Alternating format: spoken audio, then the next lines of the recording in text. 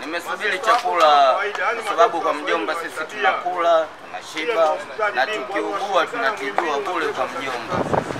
Kwa hiyo tulikuwa tunaomba baadhi ya watu wengine wanaotuonea huruma na matatizo yanayotusibu sisi katika majanga yetu, hususani walaibu wanaendelea kupata nafuu na walaibu wanaendelea kuteseka.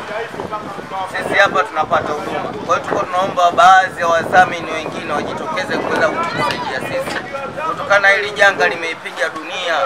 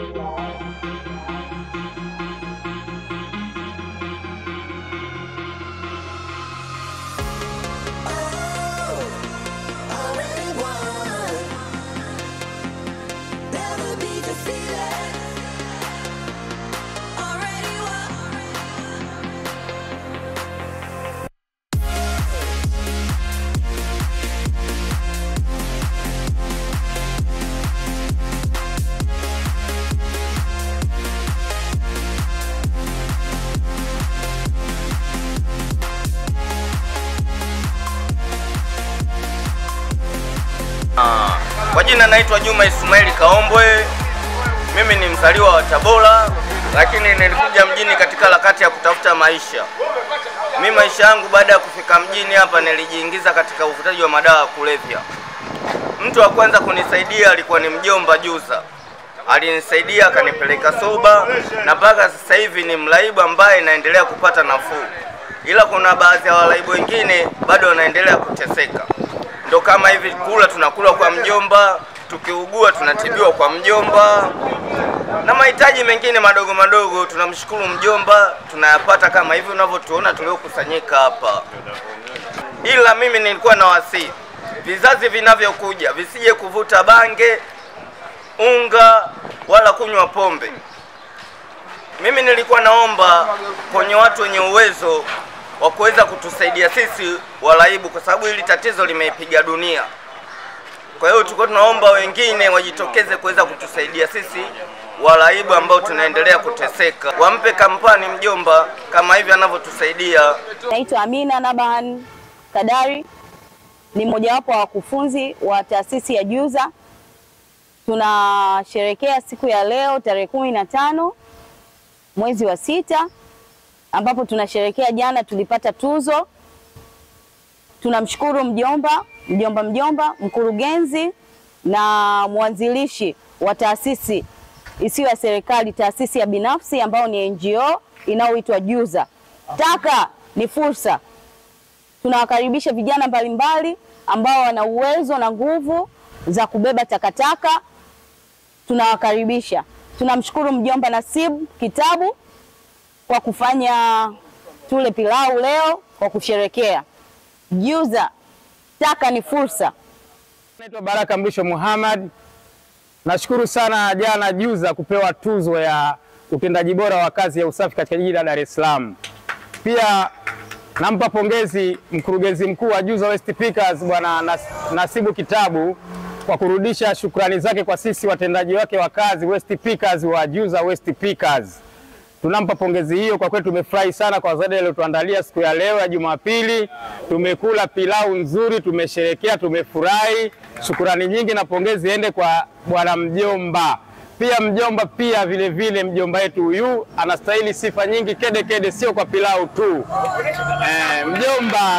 Mjomba kama mjomba pia amekuwa akitujali kwa kutusimamia pia kiafya.